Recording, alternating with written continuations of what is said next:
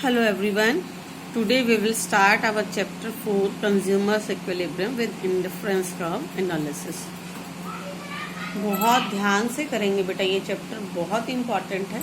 इसमें से एक क्वेश्चन ज़रूर आता है पेपर में. अगर आप इकोनॉमिक्स पढ़ रहे हैं तो ये कॉन्सेप्ट समझना ज़रूरी भी है. इंडिफरेंस कर्व स्टार्ट करने से पहले हम थोड़ा सा रिकैप्चुलेट करेंगे यूटिलिटी एनालिसिस को. यूटिलिटी एनालिसिस क्या होता है. Want satisfying power of a good is known as utility. फिर हमने पढ़ा था कि दो कॉन्सेप्ट हैं यूटिलिटी मेजर करने के, cardinal concept and ordinal concept. तो जो हमने पिछला किया था law of diminishing marginal utility, ये जो पिछला हमने किया वो था cardinal concept of utility analysis और कंज्यूमर्स इक्विलिब्रियम. और आज जो हम करेंगे वो है बेटा ordinal concept of utility analysis. Indifference curve analysis को हम ordinal concept of utility analysis भी कहते हैं.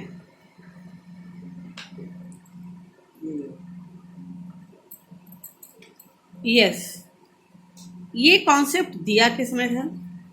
वैसे तो हिक्स ने इसको एवेलुएट किया था. फर्स्टली इन 1881 एजवर्थ एक इकोनॉमिस्ट हुए जिन्होंने अपनी एक बुक मैथमेटिकल फिजिक्स में इसके बारे में बताया था. फिर 1939 में हिक्स और एलन ने इसको थ्योरी ऑफ डिमांड से कनेक्ट किया और इसको इलेबोरेट किया. तो हमने क्रेडिट दिया हिक्स को कि हिक्स ने ऑर्डिनल कॉन्सेप्ट ऑफ यूटिलिटी दिया है. अब इंडिफरेंस कर्व क्या होती है बेटा. Indifference curve is a curve which shows various combination of two goods. हम ये मानते हैं कि अर्थव्यवस्था में केवल दो ही चीजें हैं और कंज्यूमर जो है उन दोनों चीजों को कंज्यूम करता है. Indifference curve is a curve which shows various combination of two goods which give equal satisfaction to the consumer so that consumer become indifferent towards choice. Sorry. Indifference curve show करता है अलग अलग combinations को which give equal satisfaction to the consumer, जो कि consumer को equal satisfaction देती है, जिससे कि कंज्यूमर जो है वो इंडिफरेंट हो जाता है चॉइसेस के टूवर्ड्स. जैसे कि आप एक शॉप पर गए और वहां पर आपने पेयर ऑफ शूज पहला पेयर देखा, उसका डिजाइन बहुत अच्छा था. दूसरा पेयर देखा, उसका कलर बहुत बढ़िया लगा. तीसरे में कंफर्टेबिलिटी बहुत ज़्यादा थी. चौथे की प्राइसेस आपको पसंद आए. अब आपने ऐसे 10 पेयर ऑफ शूज देखे और आपको 10 ही बहुत ही अच्छे लगे, लेकिन मजबूरी क्या है कि हमने एक ही लेना है. तो आप कंफ्यूज हो जाओगे. आप कहोगे चलो ठीक है यार, कोई भी एक दे दे. It means you are indifferent towards the choices, क्योंकि आपके सामने चॉइसेस हैं और आप क्या कर रहे हैं, आप सिलेक्ट नहीं कर पा रहे हैं कि आप कौन सी लें. तो दो गुड्स के अलग अलग कॉम्बिनेशन को इंडिफरेंस कर्व शो करती है. अजम्पशंस क्या है बेटा इसकी. कंज्यूमर रैशनल होता है, यानी कि ये आपने पहले ही पढ़ा कि उपभोक्ता का व्यवहार जो है वो विवेकपूर्ण होता है.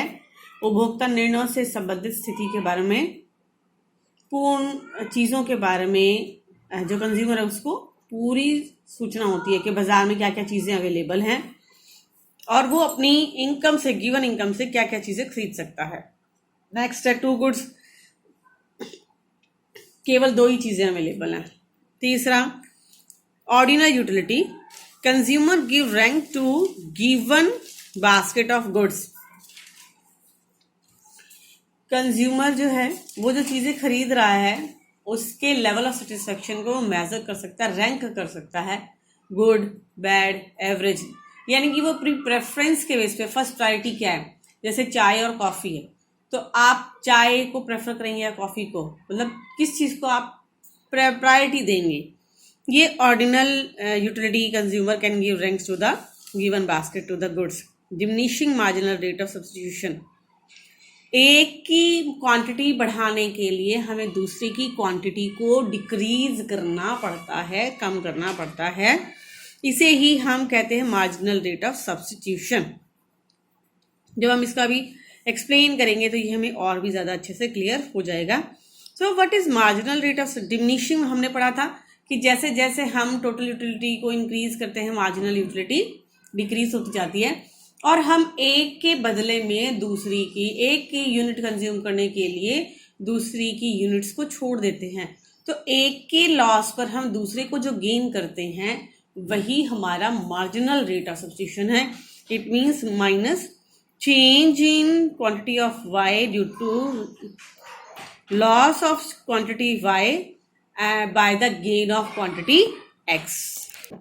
नेक्स्ट असम्पशन है बेटा कंसिस्टेंसी। हम अगर ये कहते हैं कि A combination is greater than B, A जो है वो बी से अच्छा है, बेहतर है, तो हम ये कभी नहीं कहेंगे कि बी जो है वो ए से बेटर है। फॉर एग्जाम्पल, आपको अपाचे बाइक पसंद है तो आप कभी नहीं कहेंगे कि स्प्लेंडर जो है वो अपाचे से बेटर है। आप हमेशा यही मानेंगे कि अपाचे इज द बेस्ट, क्योंकि आपकी प्रेफरेंस अपाचे है। फिर है transparency, transitivity. Transitivity means consumer prefer A combination को प्रेफर करता है बी की बजाय, और बी को प्रेफर करता है सी की बजाय। इट मीन्स वो ए को प्रेफर करता है, ए कॉम्बिनेशन को प्रेफर करता है सी कॉम्बिनेशन की बजाय। ठीक है। और नेक्स्ट है कि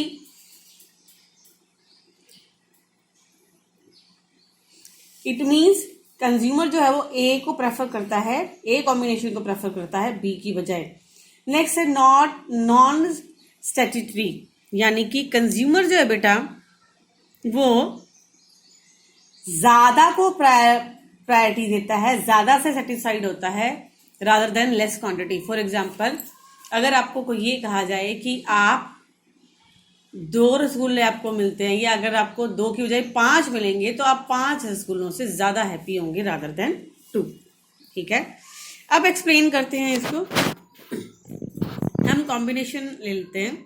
गिवन इनकम है, इनकम गिवन है हमारे पास, और कॉम्बिनेशन है ए कॉम्बिनेशन में हम 1 एप्पल खरीदते हैं और 12 ऑरेंज खरीदते हैं, तो मार्जिनल रेट ऑफ सब्स्टिट्यूशन हमारा 0 है, नील है। अब अगर हम बी कॉम्बिनेशन लेते हैं एप्पल और ऑरेंज का, हमने एप्पल की 1 यूनिट को इंक्रीज कर दिया, 1 की बजाय 2 एप्पल लिए, तो ऑरेंज की हमें कुछ यूनिट घटानी पड़ेंगी, क्योंकि हम सेम गिवन इनकम से दोनों को बराबर नहीं खरीद सकते हैं। ठीक है। तो ऑरेंज हमने लिया, 4 यूनिट्स जो हैं वो हमने घटा दी ऑरेंज की। एप्पल की 1 यूनिट के लिए हमने ऑरेंज की 4 यूनिट्स को घटाया, और हमारा कॉम्बिनेशन बन गया 2:8। 2 एप्पल खरीदे और हमने 8 ऑरेंज। अब हमारी रेशियो क्या होगी? 4:1, यानी कि 1 को इंक्रीज करने के लिए हमने 4 यूनिट्स को डिक्रीज कर दिया। अब सी कॉम्बिनेशन में हम एप्पल की 1 यूनिट और इंक्रीज कर देते हैं। तो ये हमने पढ़ा है कि जैसे जैसे हमारी टोटल यूटिलिटी इंक्रीज होती है, मार्जिनल यूटिलिटी डिक्रीज होती है, सेटिस्फेक्शन कम होती है, तो हम नेक्स्ट जो यूनिट ऑरेंज की परचेज करेंगे उसके लिए हम कम देंगे। ठीक है। तो 1:3, 3:1, यानी कि ऑरेंज की एप्पल की 1 यूनिट कंज्यूम करने के लिए हम ऑरेंज की जो है वो 3 यूनिट्स को घटाएंगे, 5 यूनिट्स को ले लेंगे हम। फिर आता है कॉम्बिनेशन डी। कॉम्बिनेशन डी में हम 4 एप्पल ले रहे हैं और 3 ऑरेंज। फिर आता है हमारा कॉम्बिनेशन 5, कॉम्बिनेशन ई, फिर जिसमें कि हम 5 एप्पल्स ले रहे हैं और 2 ऑरेंजेस। तो रेशियो क्या हो जाएगी हमारी? 1 एप्पल को इंक्रीज करने के लिए हमने ऑरेंज की 1 यूनिट को ही इंक्रीज किया है, घटाया है, सॉरी 3 से हम 2 पे आ गए हैं। तो ये जो शेड्यूल बन गया है हमारा, इनसे हम कहते हैं indifference set, in which we can see different combination A, B, C, D and E। अब हम इसका ग्राफिक प्रेजेंटेशन करेंगे, शेड्यूल इसको कर्व में प्रेजेंट करेंगे। जब हम 1 एप्पल परचेज करते हैं तो हम 12 ऑरेंजेस परचेज कर सकते हैं। जब हम 2 एप्पल परचेज कर रहे हैं तो हम 8 ऑरेंजेस परचेज कर सकते हैं। 3 एप्पल परचेज कर रहे हैं तो हम 5 ऑरेंजेस परचेज करते हैं। जब हम 4 एप्पल परचेज कर रहे हैं तो हम 3 ले रहे हैं हम बेटा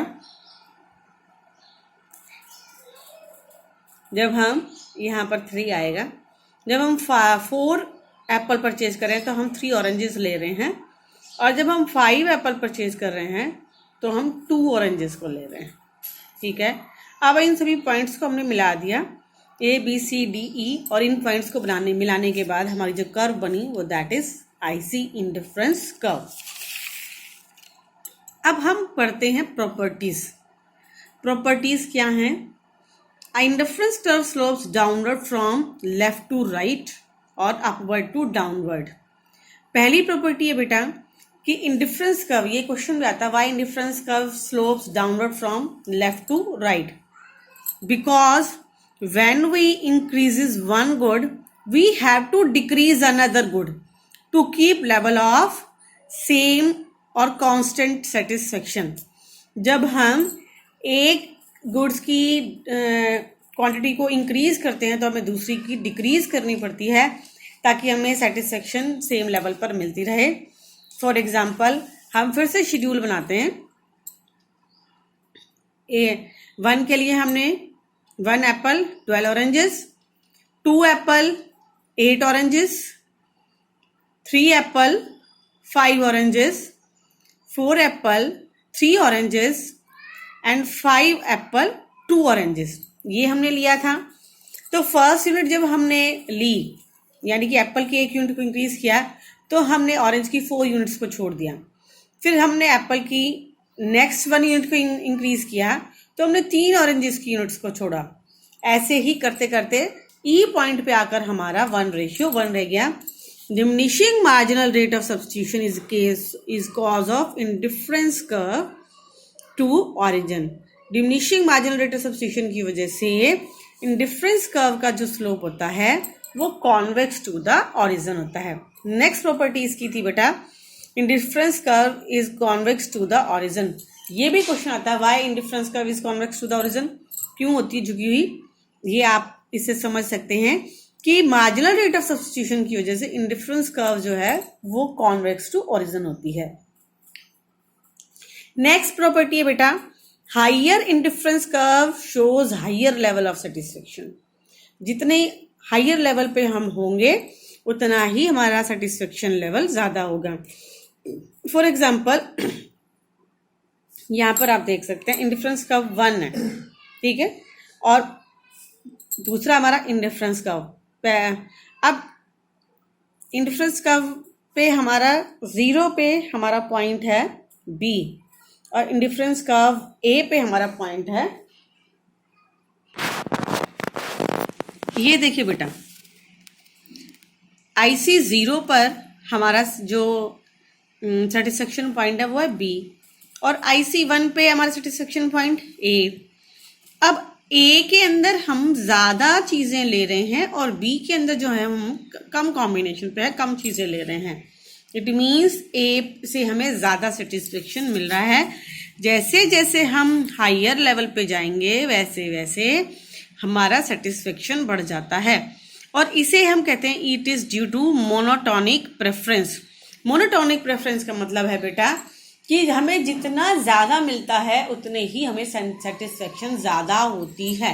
फॉर एग्जाम्पल अगर आपको 1 आइसक्रीम की बजाय 3 आइसक्रीम मिलती हैं तो आप ज्यादा सेटिस्फाइड होते हो बजाय कि 1 आइसक्रीम के। इसे ही हम मोनोटोनिक प्रेफरेंस कहते हैं।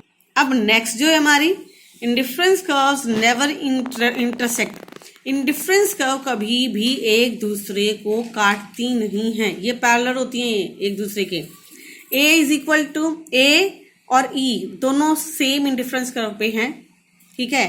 तो E जो है यानी कि A के बराबर, जितना सेटिस्फेक्शन A पॉइंट पे मिलेगा उतना ही E पॉइंट पे मिलेगा। ये हमारी डेफिनेशन कहती है कि each point give equal satisfaction, same level of satisfaction. अब B और E भी सेम पे है तो इस मीन्स A और B बराबर है। अगर A और B बराबर है तो A तो अपर लेवल पे है, तो वो दोनों बराबर कैसे हो सकते हैं? इसलिए हम ये मानते हैं, ये भी एक प्रॉपर्टी है कि इंडिफरेंस कभी भी एक दूसरे को क्रॉस नहीं करती हैं।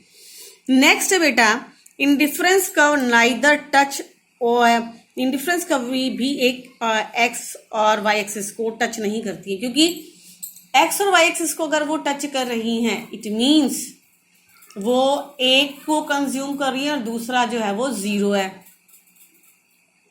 दूसरे की यूनिट जो है वो 0 हम परचेज कर रहे हैं। तो अगर 0 यूनिट्स हैं तो हमारी तो डेफिनेशन गलत हो जाती है। हम ये कह रहे हैं 2 गुड्स आर देयर, अजम्पशन में ही हमने लिया कि दो गुड्स होते हैं, लेकिन मनी जो है वहां पर ये रूल अप्लाई नहीं होता।